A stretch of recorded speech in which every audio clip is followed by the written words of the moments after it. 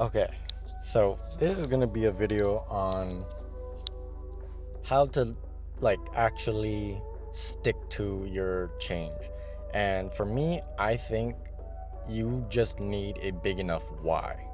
So for me, and this might sound a little lame, but recently I've been getting emotional and like literally tears falling down my face listening to the song Watching You by Rodney Atkins. And basically, what the song is about is his son is wanting to be just like his dad, and he watches him closely and he mimics the behaviors that his dad has, from being in the car and swearing accidentally and then his toddler repeating it, or him praying and his toddler praying just like him and liking the same things. Like, um, the line goes, "We got camel pants and cowboy boots.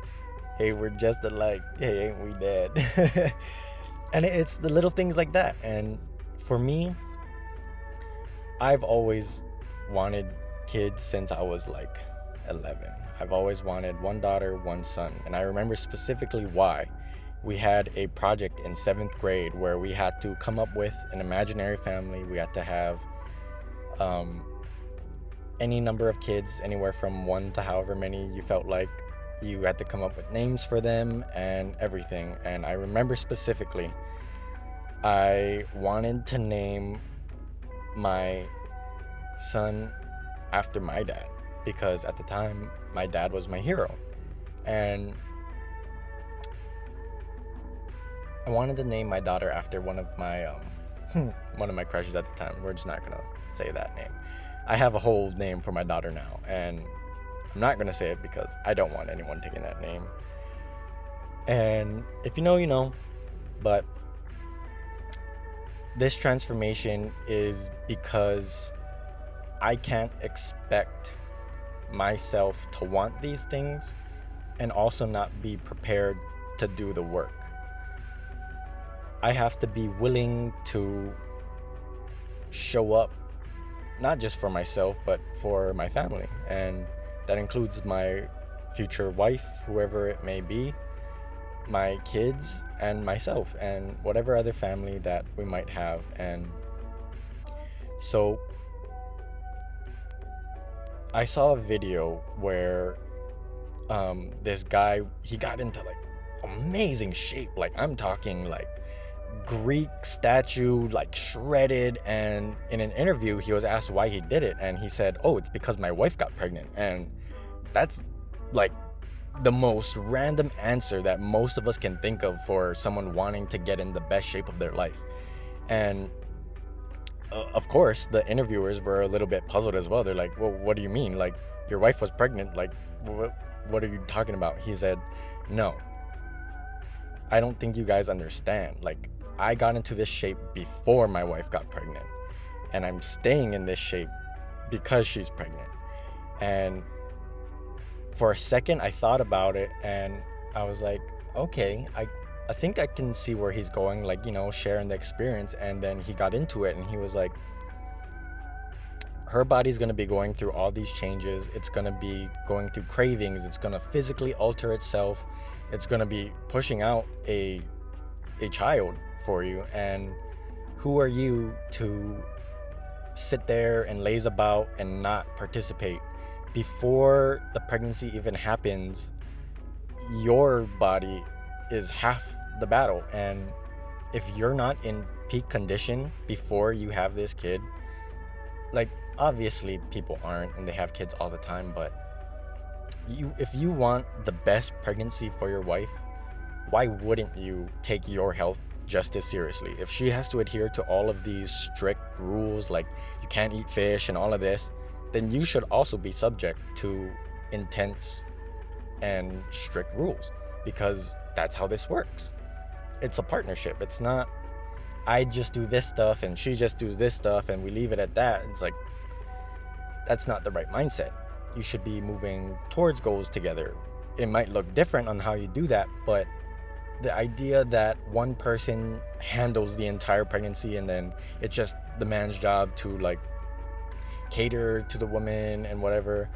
Like, yes, that's important, but I think you should also be improving yourself. And that's where this 90-day challenge came from. And I've never taken my health all that seriously, even after I've had like a few health failings, like my lung disease and all of that. Like, eventually it kind of just resurfaces and I fall back into old habits. But I'm really I'm really taking this as seriously as I can. Like, I'm single right now, but I need to be ready to be the husband and father that I've dreamt of being.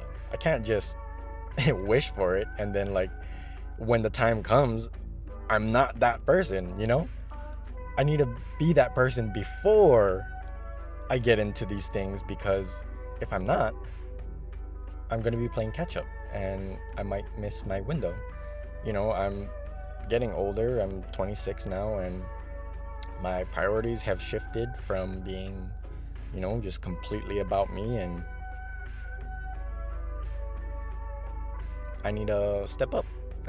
I need to start taking my life seriously, not just for the benefit of myself, but those who I choose to involve in my life, because it's not fair to them that they bring, well, this is in a perfect world, that they bring their best self and I bring mediocre, I bring okay, I bring lazy. No, that's not how this is gonna work. So I've been sticking to my skincare routine religiously. I've been praying every night, every morning, been reading my scripture, been working on my um, studying. I've been reading up on human psychology and unfortunately uncovering uncomfortable truths about myself and why I do certain things. And it's the first step to trying to figure out how to reverse this and dig myself out, because I feel I'm pretty deep in, but it's not like a hopeless cause. So I'm gonna get into the best shape of my life. I'm gonna be the healthiest I've ever been. I'm just gonna level up, all in all. And even when this 90-day thing is done, I'm using this as a catalyst. Like, 90 days sounds like a lot, but it's really not. I stayed consistent with the gym for 2.5 years, like almost never missing a workout when I first started lifting. And if I could do that, this should be a cakewalk. Learning how to lift was never difficult because of the lifts. It was more difficult because of the headspace that I was in and feeling like I was being judged, when the reality is, like, nobody cares. They're all in there to do their own thing. They're all in there for their own reasons. Some are vain, some are health, some just like being in there, And for me, it's a little vain in the end aesthetic that I want, but for the most part, I just want to be better. I want to be as good as I can be for my future family. They don't exist yet, but I'm praying that God bring it to me when the time is right. I'm gonna keep looking, and hopefully it makes its way to me eventually, but I'm not gonna force anything. Right now, my goal is transform myself.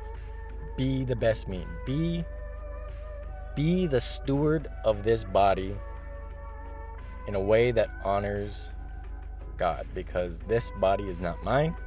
It belongs to the Lord, and it would be detrimental to not take it to the heights that it was meant to go to. And with that, that's all this day is really about. I'm not perfect, I failed my dopamine detox like the first 5 days in a row before I realized, I was like, wait a second, I was supposed to have been on a dopamine detox from day one. So we're starting late. We're starting today. We're starting at 12 noon. So that's going to be our start date for our dopamine detox. We're only going to be doing 30 days of it, Mostly because I don't really feel you need to go any further than that with a dopamine detox. And if you're doing it right, it doesn't mean cold turkey eliminating everything. It just means being intentional with where you get your dopamine from. Like working out is a good source of dopamine, reading is a good source of dopamine. And as long as you're regulating like the amount of times that you're doing things like listening to music, if you're listening to music while you're doing tasks and whatnot, I think that's fine. You're mostly engaged in the activity. The music is just kind of background noise. If you're listening to music intentionally to listen to music, I think that's fine.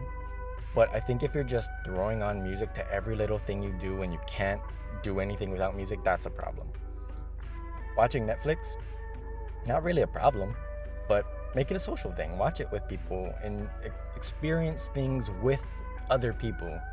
Like if you're gonna do anything that is, kind of just for entertainment, involve people, have a conversation about it. Make it intentional as possible. That to me is what a real dopamine detox is. It's not just quitting cold turkey. Like, yes, it's good to reset your dopamine levels, but it's not necessary, I don't think. I think you'll benefit a lot more from just being more intentional with the way that you spend your time online, especially with short form content now. Like, I'm guilty of it. There's been days before where, I'm off of work, I don't have anything going on that day, and, like 3-4 hours go by, you're just scrolling and scrolling and scrolling, and it's terrible. So, I'll leave you guys with that. Take this with a grain of salt. I hope you guys take something away from this. Maybe you guys want to do your own 90-day challenge. If you do, I'm going to be making a video on how I came up with my 90-day plan using AI. And yeah, so hopefully you guys got something out of this.